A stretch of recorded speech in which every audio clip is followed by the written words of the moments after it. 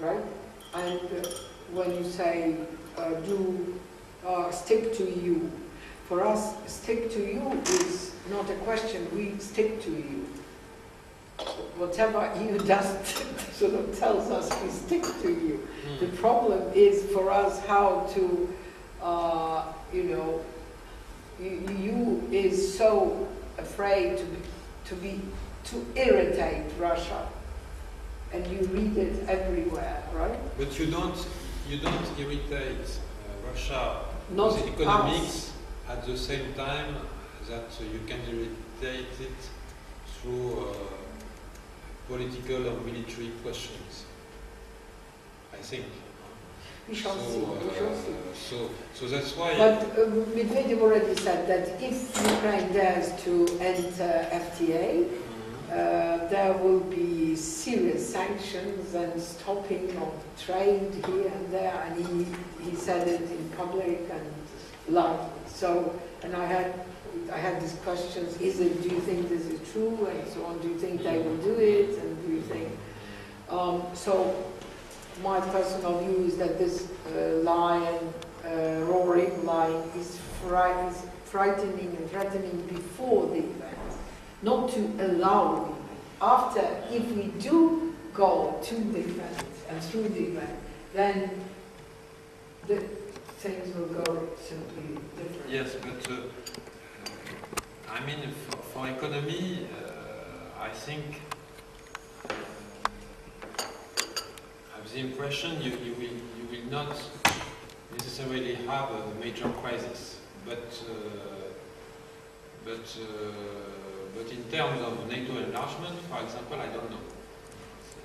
Well, NATO enlargement is not now even on the table. Yes, we are talking it's, exclusively about this is something which is more, I think it's more dangerous. Perhaps there will be a time where Russia doesn't see anymore NATO enlargement as a threat, but for the time being, there is I think, difficult subject.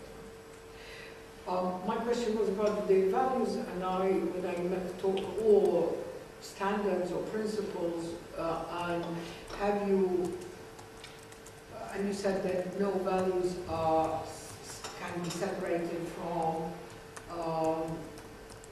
different things like, other things like threats, like issues, political stability, social stability, and other things. So values are always interconnected with many other things.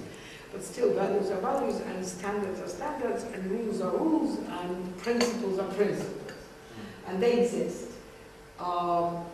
Simply, is there, if you are asked as a teacher, please tell us the principles, European principles of your regional integration, European integration inside European Union, or with your neighbors, or with whoever you work closely. Like, what would you say, yes, such exists, in the same way as Sigma, for instance, describes the principles of effective governance for European Union.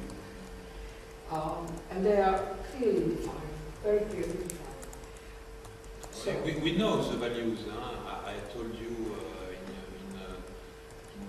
the expose, yes. Human rights, democracy, multilateralism,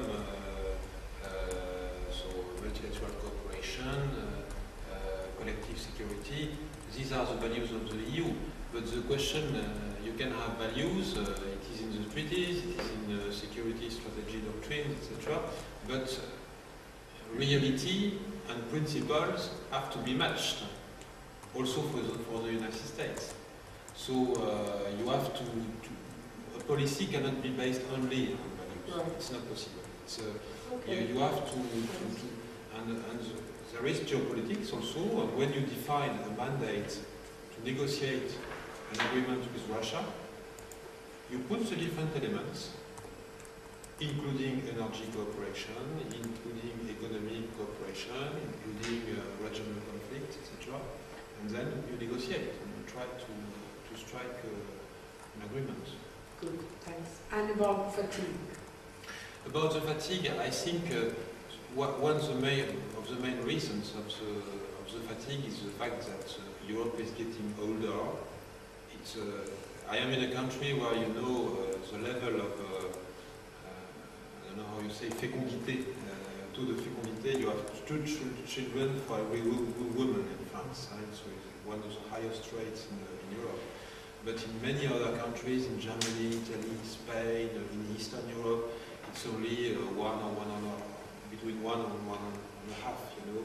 So it's, there is really a population in Europe getting older, and the share of the population of Europe in the world is really decreasing considerably. In human history, Europe was always making up 20% of the world's population. And the maximum was reached in 1914, 25%, and since then it is declining permanently. So now you have, I think, 10 or 12%, and in 2050, middle of the 21st century, it will be 6%. So, I mean, with a population getting older, a share of the world population declining, it's normal that that population that Europe is on the decline. It's not anymore, you know, an emerging continent having a greater influence in the world. If you see things from Asia, from India, from China, or from Brazil, you see that these countries are playing a growing role on the international stage. So you have optimism, you have dynamics on the economic, on culture, on politics, etc. But on the other side, EU is still representing 25% of the world GDP today, and you cannot be Switzerland with such a share of the world economy. So I think the Europeans have to get more united and to defend their interests with, I mean, also more optimism, more common will. For example, in the IMF, after Strauss-Kahn resigned, there was a decision from the Europeans to say we want to keep our seat in IMF because we still represent 30% of the seats. And there is no reason to say now it must be a Chinese or it must be a Brazilian, etc. It's normal that a European keeps the seat. So the tendency is not positive for Europe, but okay. I was interested in your personal also perception of this. And I want to share with you one of my observations when after Poland was, I think, the presidency or something was very, very active with the East, and then Portugal became the president, went into the presidency, and then all of a sudden we have Brazil active relationship, visits here, there, summits and so on. And I thought, good Lord, what an incredible place Europe is, because every country is, you are a country which is consisting of many other countries, which has its own history, its own very close relationship to different, very, very different places in the world, very different countries in the world. These relationships between Portugal, for instance, and Brazil are very special and very close. Like when Poland thinks about Ukraine, this part, and wants to have it closer.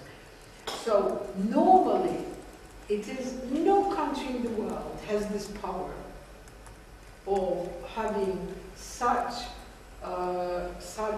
a live relationship with such strength of history and memory and history and relations, simply relatives, connections and so on, like Europe.